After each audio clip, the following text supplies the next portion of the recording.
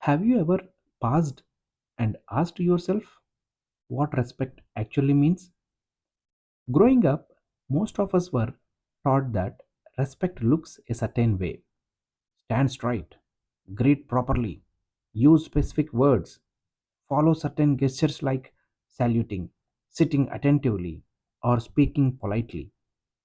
And yes, those things matter. But there is a question worth asking: are those actions respect itself, or just the visible signals of something deeper? Because the more I think about it, the more I feel respect is not in the action, it is in the awareness behind the action. Respect to me is being conscious of the difference between you and the other person. And those differences can be anything: physical, emotional, social, economic, knowledge, power, even circumstances. Let me explain with a simple example. Imagine someone who comes to your home every day to sweep and mop the floor. Now, just because cleaning is their job, does it give us the right to casually throw trash on the floor while they are working? Technically, we can, but should we? If I pause and think, I shouldn't make their job harder than it already is, and instead put the trash directly in the bin. That moment, that awareness, that is respect. Here is another situation.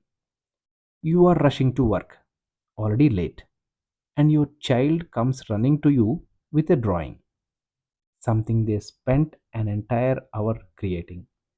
Now you have two choices.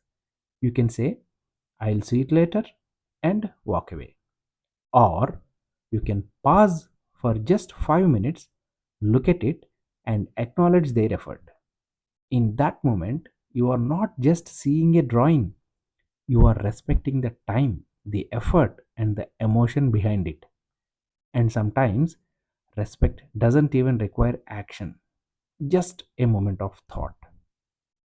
Imagine you are driving on a road and you see an animal that has been hit and lies lifeless.